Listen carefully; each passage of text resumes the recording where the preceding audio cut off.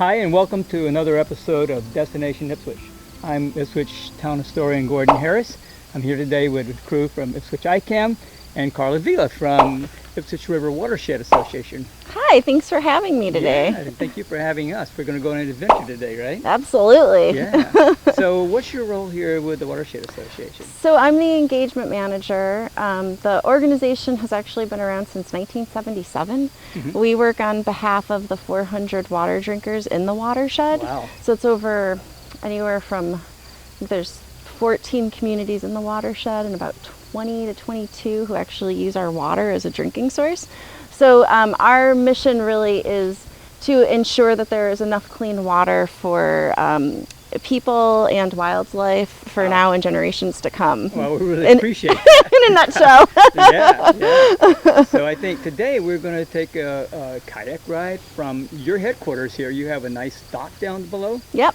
And I've always gone in down at the other end at Peatfield Landing, down closer to the dam. So this will be a new adventure to me to go in the other direction towards the dam and come back up. Cool. How's the river today? The river, well, we've had a lot of rain this summer, so we're actually seeing like record-breaking flow meters, and just the amount of water in the river right now is a lot more. We've had just a lot of extremes over the last few years between not a lot of water and a lot of water. So so right now there's a lot of water in the river. It's a lot higher than it is most of the time, especially at this time of the year. And the flow is a little bit faster just because of the recent rains. It always takes a few days for the groundwater to make its way down the river. Yeah, so we'll have a nice quick trip downstream. We'll have to work a little bit. Yes, yeah. Be prepared to work on your way back upriver. Let's go do it. All right, cool, thanks. Okay. There was a fawn. Oh, great. Just standing in the middle of the trail, like we had a moment, just the fawn and I. You have a really nice trail system here at the Watershed Association. It is gorgeous, and there's so much like wildlife, and especially right now there's lots of mushrooms because we've had such a wet summer. Now this was once owned by the Marguery Restaurant. Was this part of their property? Yeah, and then it was, I believe so. We have the menu in the office. You should check that out. It's pretty funny. You can get like prime rib for like $3. And there's some kind of a ruins across the river there. Yeah, so the Bernard Gardens, that's part of our big restoration project back here. We tore out a bunch of invasives and really opened it up, and we're going to replant native plants. Wow.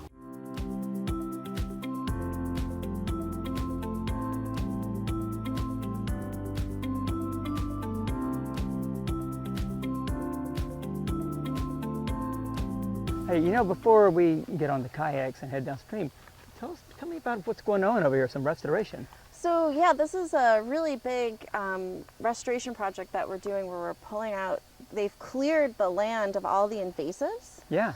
So they spent a lot of time identifying plants, making sure that we're keeping only native plants, and it's been a larger project of just removing the invasives from this entire area. I think we have 25 acres here. Yeah, that's a lot. So so it was really cool to watch this project get started this past summer, where I came down here and all of a sudden, I've been walking this trail for 8 years since I've moved back to Ipswich, and it was amazing to like come down here and just see it all cleared and be like, oh, like I never knew there were all these like amazing old trees here. It was just so overgrown. I remember crawling through all this brush at one time just to get to those ruins over there. Yes, and they're still there? Exactly. The ruins are still there. Yeah, the old Bernard Gardens. Look at them. Let's do it. All right. Okay.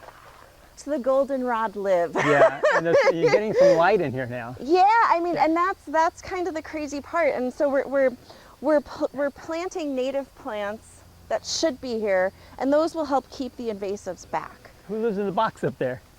I believe that's a duck box. I haven't seen any activity, but I haven't been watching it too close. Okay. Gardens. Yeah. And so we're keeping it. I think they're gonna punch through it so that it can drain properly, so we just don't have standing water.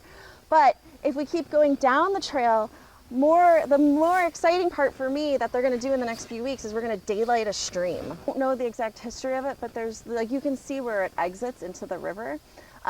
But you can see when we walk along, you'll see pink tags hanging, and that's where they suspect that the stream is, and they're going to start daylighting it. They're going to bring in equipment and like dig it up and like unearth the stream that's underground. Oh, wow. Which is really exciting. There's more here that you find all the time. Absolutely. Let's go look at the ruins. Let's check it out. And there's some old crumbling infrastructure down there. So we're gonna fix that, and we're gonna make it a natural stream again. We're gonna return it to what it would be naturally. That's a lot of work. It's pretty cool, yeah. So up here, this is like my favorite view. Oh yeah. This is where you enter like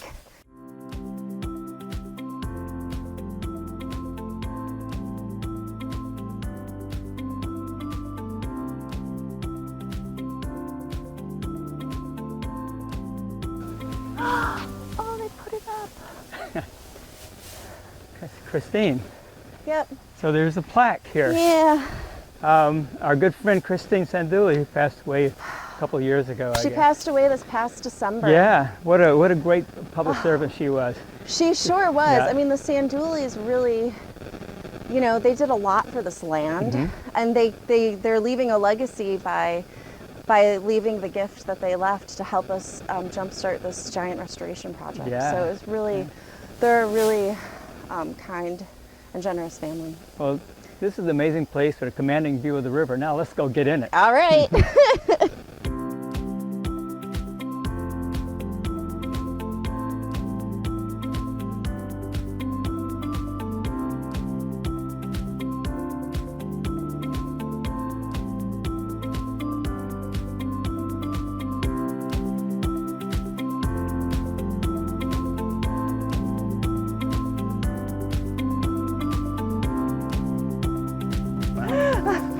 Every year we repair boats That have been scraped. that have been, yeah. What do? You have some plastic that They you can have some weld sort on? of like bond, yeah, some sort of. You want to go ahead and put this one on? Well, let's bring the boats. Line them up? Yeah.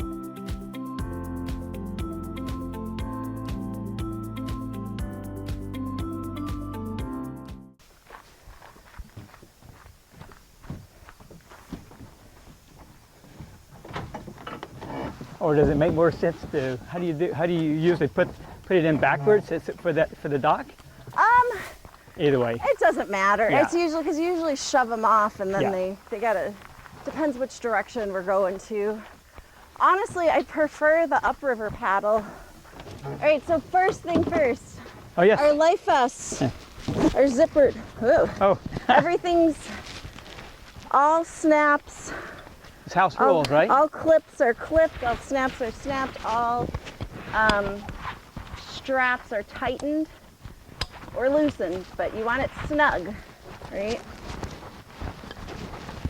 Nice balance and be okay. Sit on the ground, you're gonna put your feet into the kayak, And lift yourself up. and then you just keep your gravity low. There you go. Don't You're don't drop your camera. Scoot all the way back.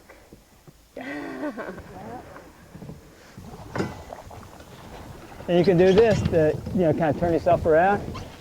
Hang on. Oh wait. A little bit backwards, a little bit forwards. Okay. This is like the best part. Just like when you're like, all right, I'm in You're it. here. I'm here. We did it. Yeah.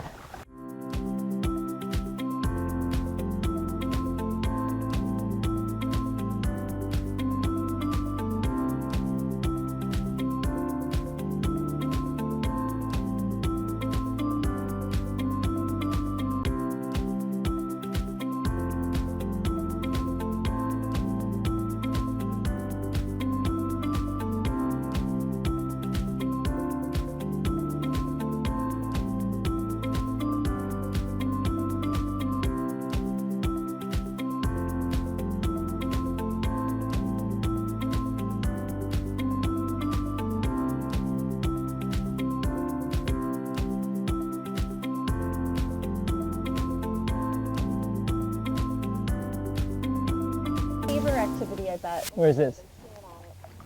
Yeah. It is dead. It's dead. Yeah. The beavers might have killed it, but it's dead now. Yeah. So this is a nice neighborhood. You're up on Masconomet or basking on it. So, talking to the people that grew up in this town, the county kids that grew up, they would come all along the river here, and they had a place called First Tree, Second Tree, and Third Tree. I think it was Third Tree was the one that had the rope swing on it. I'm like wading into the water and waders like lighting a fire. That's so exciting. And there's still opportunity for people to join you on the illumination this year, right? Absolutely. We're always looking for people who are interested in helping out with the bonfires. Yeah. It's a lot of work. I mean, we do 18 bonfires. We have to time it with the tide because most of them are below the dam. Yes. So we're working with the tide, we're working with the water. I mean, talk about a river adventure. I mean, that's like one of the best river adventures you could get involved with. Yeah, it's so exciting. I think this year's illumination is really going to be awesome. Every year, that's another example of something like it evolves, it changes. Yeah. Like it's just like allowing different things to come in, different elements, like, the Ipswich hot springs, you guys, because you go by it and the water, it's been heating up all day long. And so as you swim past it, it's just like these big bursts of like warm water coming out of the lily pad field. It's very cool. So the lily pads warm the water? Well, I think there's just so much more vegetation underneath the surface. Yeah. And then the sun's beating down on it, and it's like the lily pads are like holding it in. I mean, I'm not a scientist, but yeah. We'll make it up as we go. Yeah.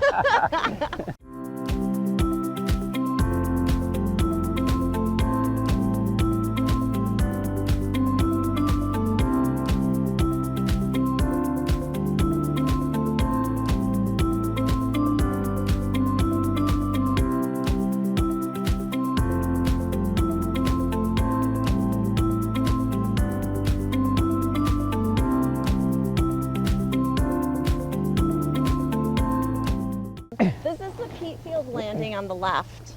And I give the hot tip now, like the insider tip is there's a rope swing on the right. Peatfield is across the river from that yellow rope swing.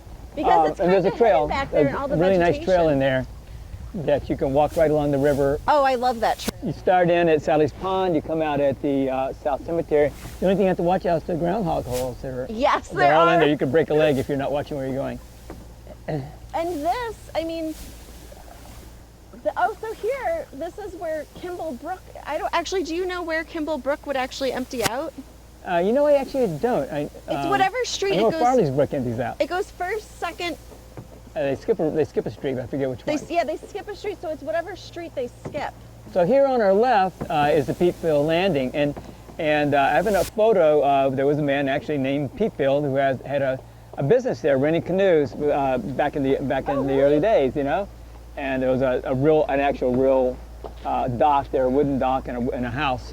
And we have some photos of people out kayaking, or rather canoeing, from the original landing. That's where I usually put in. To get there, you just go on Saltonstall Street and over First and Peatfield Street. And there's a parking lot there that has room for maybe 10 cars. Yep. Yeah. Nice bench there if you just want to go sit out there and watch. Yep. Oh my God, I know the bench. Yeah, it's a really nice bench. They really set you up when they install a bench with cup holders. Yeah. So I think the watershed had Irwin had something to do with setting that up. We did. On my site, Historic Ipswich, it was about 20, we could see about maybe even 10 or 20 feet behind the dam. There was a lot of rocks and there was an old pipe. We think maybe that was a gas line going to the mill. These buildings here were all part of the Ipswich hosiery mill. And it was actually a much larger operation. Not all the buildings are here. Of course, now it's EBSCO Publishing, and we don't really actually know what the future of these buildings will be. Maybe someday they'll be housing. Just see how things are changing so fast. Right. So it narrows a little bit in here, and we can starting to hear the sound of the dam. And I'm going to be a little cautious and not go too far. I might be a little bit more adventurous. Sure. Look at the blue heron. That's great.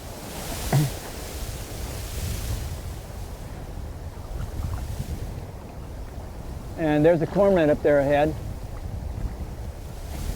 That's basically a roll of rocks that put into a wooden frame, and of course the wooden Sorry, frame will bud. rot away. So that was one of the earliest dams here. That's what we believe that probably was. We saw that with at the drawdown in 2016. That's probably sitting on top of the original upper falls. What we don't know is exactly where the bedrock is. We believe it varies from 3 feet to 6 feet deep. And with the boulders on top of that, when there's a drawdown, it's hard to know exactly how deep this will be. There is probably going to be at least 3 feet of water lowered at this location. But we do know that the bottom is at least 6 feet down, so there's definitely going to be a river wooden impoundment here, and there will still be a somewhat reduced in size mill pond at a lower level.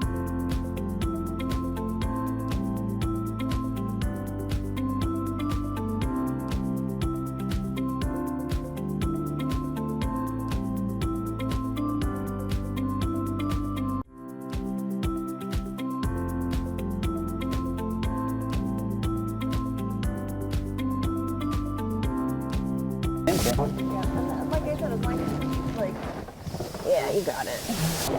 I always push on one side and get out on the other.